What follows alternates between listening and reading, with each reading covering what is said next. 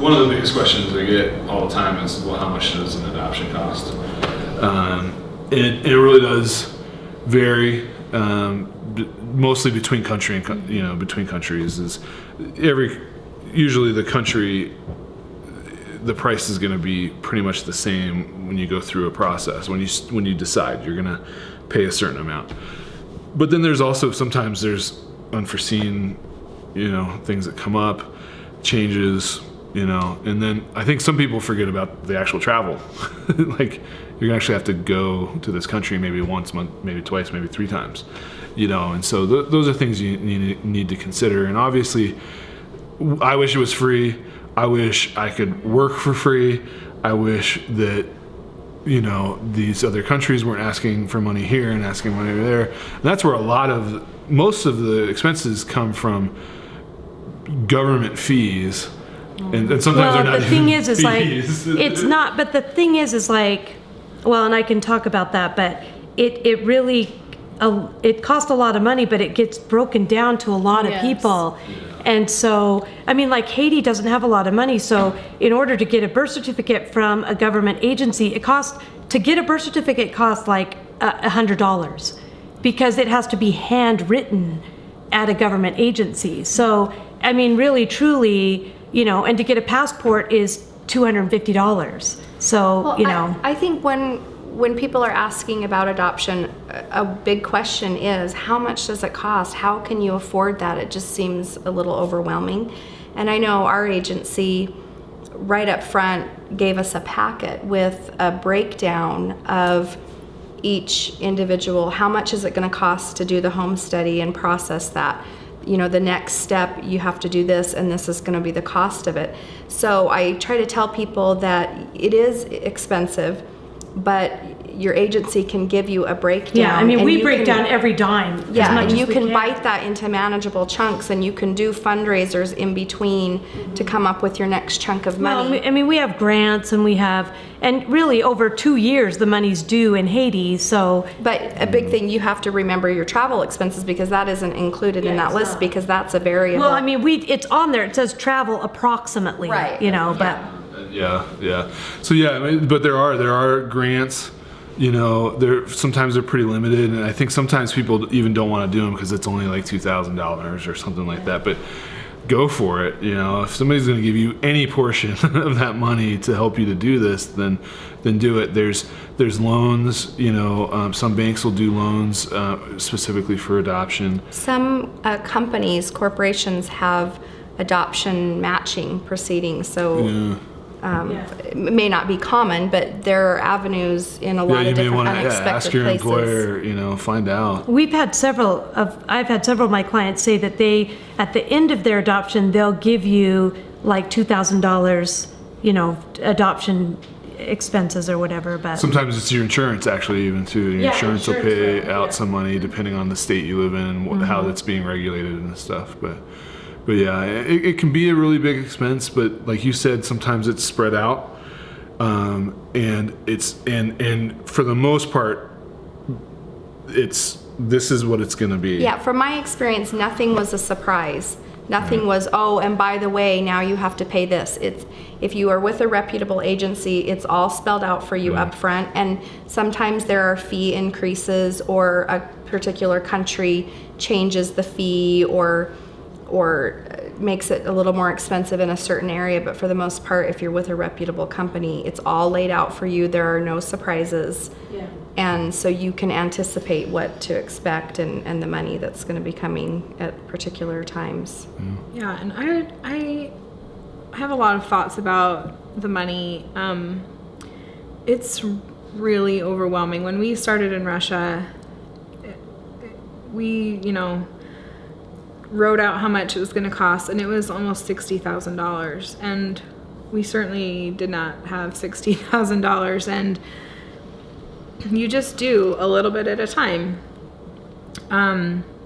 We came up with what we could at first to get the home study going and USCIS going, and we did as many fundraisers as we could, and we tried to spread out the fundraiser, so we weren't asking from the same people twice. We just would do it in in my brother-in-law's neighborhood, we had a huge garage sale. In our neighborhood, we did a big carnival, and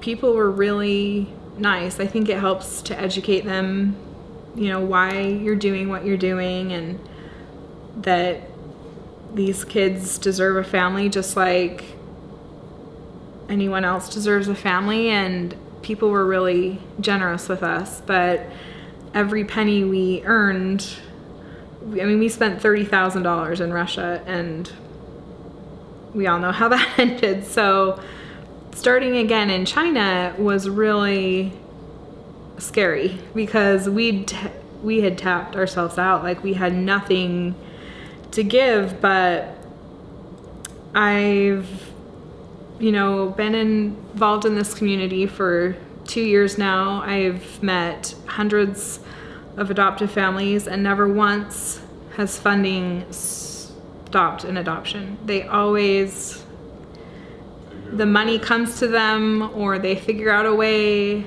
And I think both happened with us. I think we were lucky to have money given to us, and also we had to borrow some money.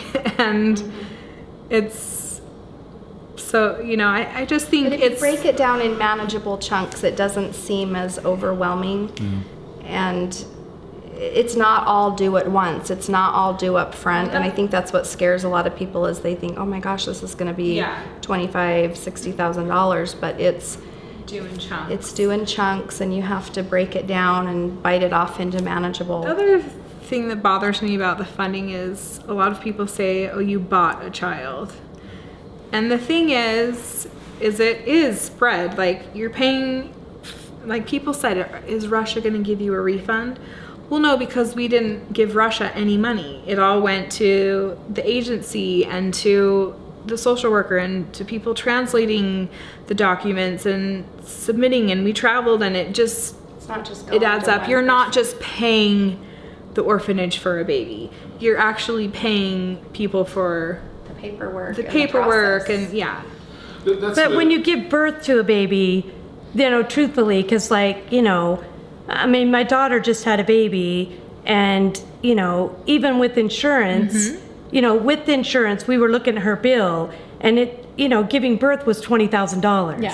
So and nobody says you're paying the hospital for Right, the no, baby. exactly. yeah, but what I'm saying, like the doctor and the And if hospital something and everything. happens, you don't get your money back. You And still have to if pay. it was a complicated birth, it could be up to $50,000. If she would have had a C-section or anything like that, Or had it to would have stay in been the close to hospital. $50,000. So, I'm just saying that it's expensive, and a lot of domestic adoptions, can be upwards of $50,000. And nobody really blinks too much about that.